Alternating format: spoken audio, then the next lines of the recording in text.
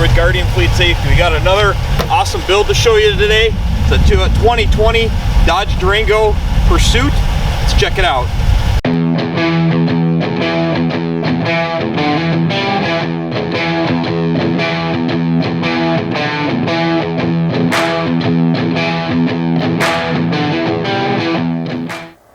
Alright, on the front of this Dodge Durango, we'll start with the push bumper. It's a PB400 from Satina. We have the N-Force deck lights on the front of it, obviously down there. Below the deck lights are two of the brand new sound off signal 100J siren speakers. On the roof, we have a 48-inch M-Power light bar in complete duo configuration. We've also installed a Unity spotlight into this vehicle since that's not an option directly from the factory with these Dodge Durangos. As walking around the vehicle here too, as you can see, we have our dual colored intersectors on the mirror, and then we also have dual colored N-Force lights mounted on the side of the push bumper. Okay, so one common question we get a lot from our customers as well as people that are watching the YouTube channel or following us on Facebook is, what's up with all the blueprint? You know, they don't necessarily understand everything that's involved with it, or how is that any better than just using a normal siren controller? Why do I need a smart siren controller per se? So in this video, I'm going to try and show some of the new features that we're doing in our 2020 squads to try to help illustrate just visually a little better why this stuff is important and how it can benefit you and increase your officer safety. So this vehicle right now is in level 3 on the slide switch, and it is in drive. So what I'm going to do is put the vehicle into park, and you'll notice that the patterns are instantly going to slow down. It's going to cut the white out of it, and it's going to go from a, hey, see me, I'm trying to get to an emergency or stop somebody, to I'm not trying to get anywhere now I want you to see me. So I want to slow those patterns down, big blocks of light, because we're sending a different message.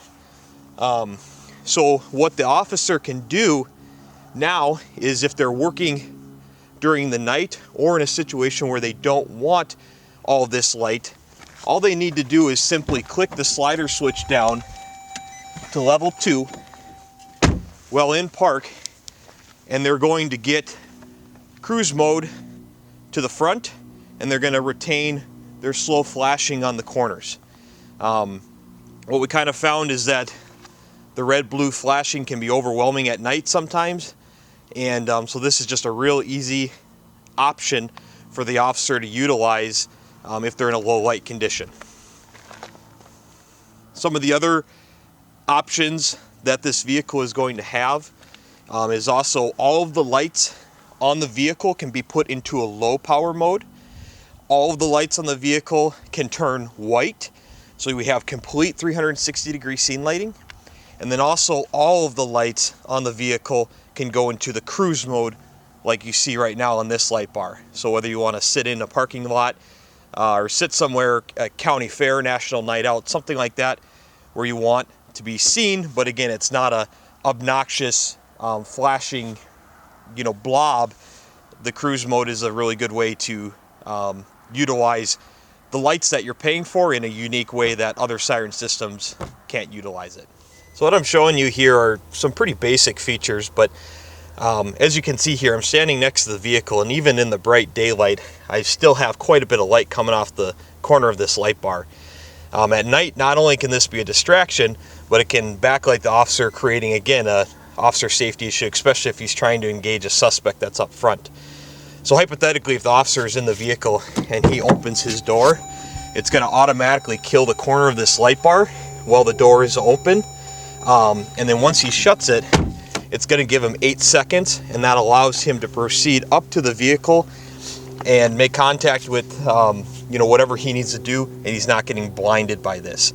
Now again, that's a real basic feature, but that's just one example of many little intricate details that we put into these cars when we build them, and that's what the blueprint system allows us to do.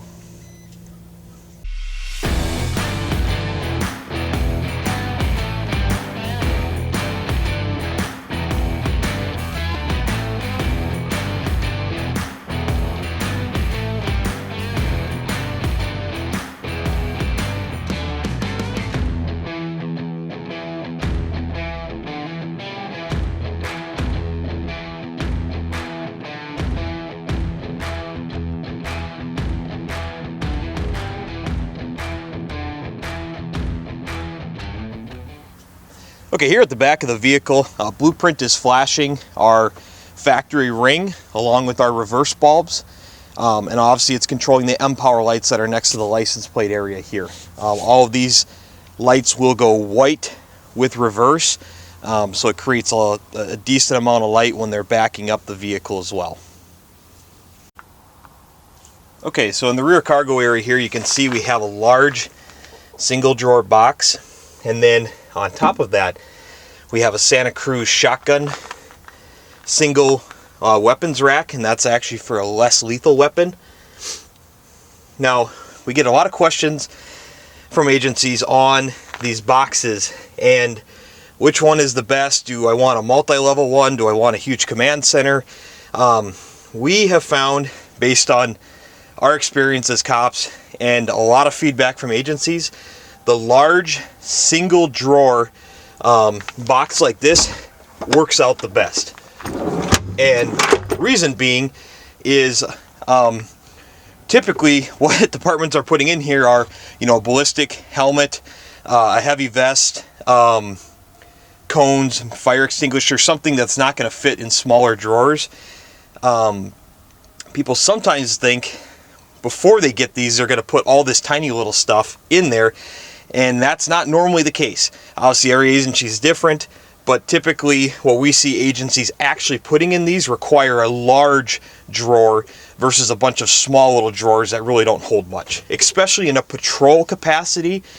An investigator setup may be different, where they have additional crime scene bags, smaller items, lots more forms, stuff like that. But typically in a patrol capacity, the large single drawer is the best setup that we've seen. So, okay, so in the prisoner compartment here, we have a custom cage.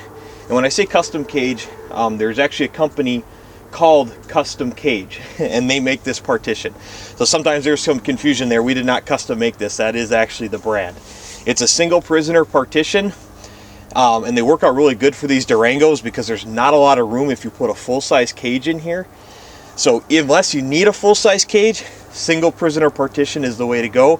And this custom cage, for the price, the ease of installation, hands down the best option on the market. Okay, so one common complaint that we frequently see with these Dodge Durangos is there's not enough console space. That's not an upfitter problem. That is definitely a Dodge problem. And we are certainly aware of it. That's why I really like this Gamber-Johnson console. Out of all the consoles that we have done, the Gamber-Johnson Durango specific console is by far the best setup to getting equipment in here, and also still retaining some of the factory features like your cup holders, the four-wheel drive shifter, all that stuff. Some of the other ones on the market are just not a good option. So we really like this one here. It also comes with the printer armrest, so you can put the printer right in the armrest. We have a Gamber-Johnson docking station as well as pull assembly for the laptop. We have a Stalker DSR radar, and then we have a WatchGuard 4RE camera system. And that pretty much wraps up the interior here. All right, folks. Well, there you have it. Short and sweet. We appreciate you guys watching our videos. Again, if you're anywhere in the Midwest and you need upfitting, give us a call. We service South Dakota, North Dakota, Minnesota, Wisconsin, Northern Iowa. We even reach out a little bit into the Western United States as well, Montana, Washington. So if you need a vehicle, you need it upfitted, we can order the vehicle, state contract pricing, get it built and get it shipped to you for a very reasonable price, and you're going to get top-notch quality as well as some really cool features. So thanks again, be safe out there, and we'll catch you next time.